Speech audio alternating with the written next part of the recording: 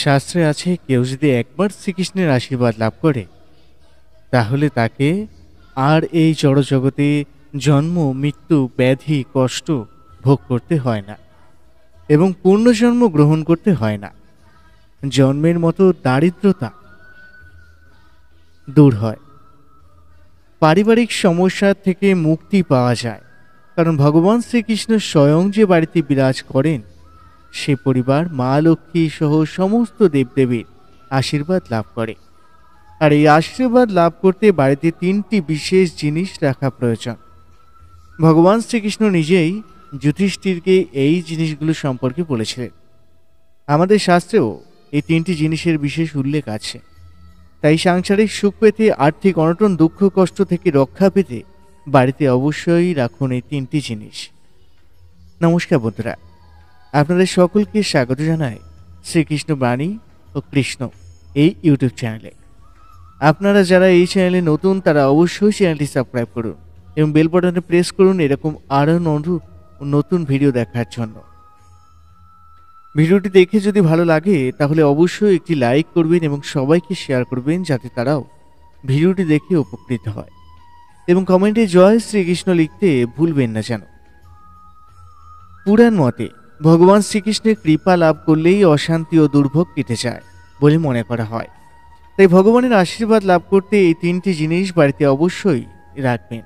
আর এই তিনটি জিনিস হলো, প্রথম, মহাভারতে শ্রীকৃষ্ণ যুধিষ্ঠিরকে বলেন যে গৃহে এই পাঁচটি বিষয়ের উপস্থিতি অত্যন্ত শুভ। এই পাঁচ বিষয় যে ঘরে উপস্থিত রয়েছে সেখানে সুখ সমৃদ্ধির কখনো অভাব হয় না।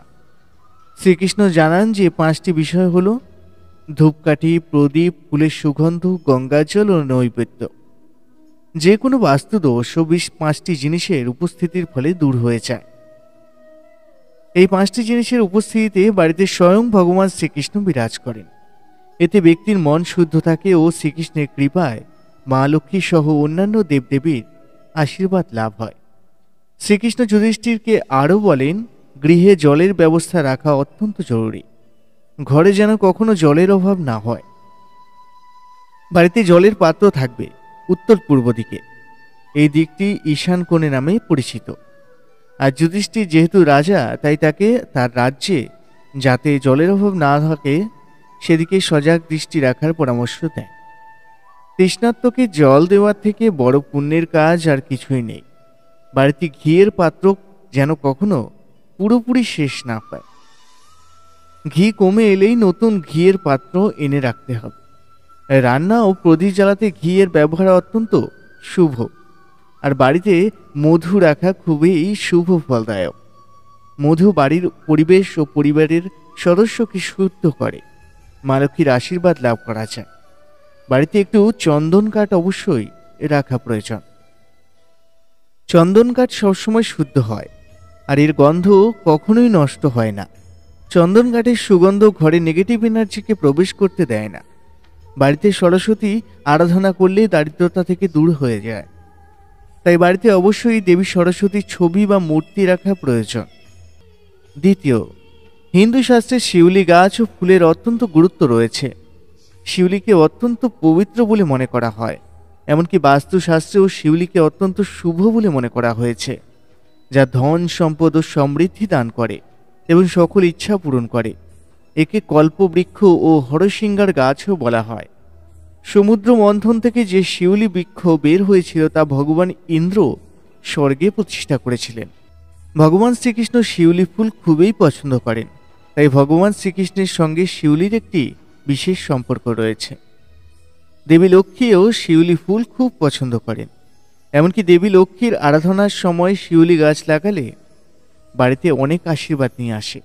যে বাড়িতে শিউলি গাছ বা চারা গাছ থাকে সেখানে সব সময় ধন সম্পদ বৃদ্ধি পায়।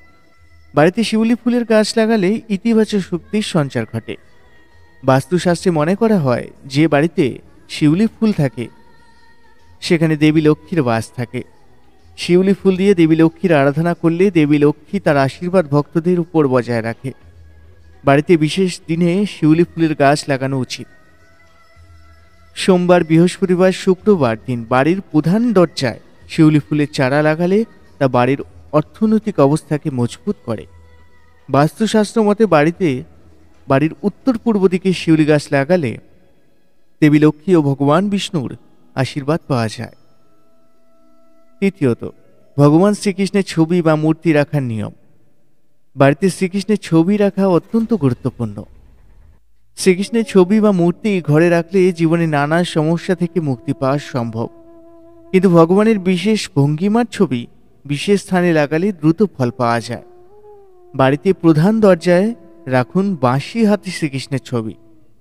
যে ঘরের প্রধান দরজায় ভগবান শ্রীকৃষ্ণের ছবি থাকে সে ঘরে অশুভ শক্তি বা নেতিবাচক শক্তি প্রবেশ করতে পারে না। শাস্ত্রমতে সেই ঘরে মা লক্ষ্মী বাস করেন। এরকম বাড়িতে সুখ সমৃদ্ধি বিরাজ করে, আর্থিক সমস্যার মুখে পড়তে হয় না। দাম্পত্য জীবনে আনন্দের জন্য আপনার মনে যদি কোনো কারণে কোনো সময় ভয় দানা বাঁধে, কোনো নতুন কাজ শুরু করতে ভয় পান, অথবা ঘর ও পরিবারের উৎসাহের অভাব দেখা যায়, তাহলে শ্রীকৃষ্ণের ছবি লাগালে আপনার সমস্ত ভয় দূর হবে এবং মনে উৎসাহ জাগবে। কারো বাড়িতে প্রায় আর্থিক অনটন লেগে থাকলে, অর্থ স্থায়ী না হলে অথবা অর্থের আগমনের বাধা হলে বাড়ির উত্তর দিকে লক্ষ্মীনারায়ণের ছবি লাগান। এর ফলে শুধুমাত্র আর্থিক সমস্যার সমাধানই হবে না, পাশাপাশি পরিবারের সুখ, শান্তি ও সমৃদ্ধি বজায় থাকবে। আর যদি ভগবানের মূর্তি রাখতে চান তবে ঠাকুর ঘরে নারুগোপালের মূর্তি রাখা অত্যন্ত শুভ। রাধাকৃষ্ণের দাঁড়িয়ে থাকা মূর্তি রাখতে পারেন, এতে ঘর সংকট মুক্ত হয়। রাধাকৃষ্ণের মূর্তি ভালোবাসার প্রতীক, তাই সুখী পারিবারিক জীবনের জন্য রাধাকৃষ্ণের মূর্তি ঘরে প্রতিষ্ঠা করুন। তবে ঠাকুর ঘরে ভগবানের মূর্তি বা ছবি রাখার সময় আসন বিছিয়ে তার উপরে রাখবেন। সরাসরি মেঝের উপরে মূর্তি রাখতে নেই, এমন করা অশুভ মনে করা হয়। নিত্য পূজা করা অত্যন্ত আবশ্যক, আর ভগবানের মূর্তির পাশে একটি গীতা রাখতে ভুলবেন না। তবে বাড়িতে এমনভাবে ভগবান শ্রীকৃষ্ণের মূর্তি রাখবেন যাতে মূর্তির পিঠ কেউ দেখতে পায় না, তাহলে বাড়িতে অশুভ শক্তির প্রভাব বৃদ্ধি পায়। নমস্কার বন্ধুরা, আজকের ভিডিও এই পর্যন্তই। সকলকে আশীর্বাদ করুন এই কামনা নিয়ে আজকের ভিডিও এখানেই শেষ করলাম। জয় শ্রীকৃষ্ণ, জয় রাধেশ্যাম।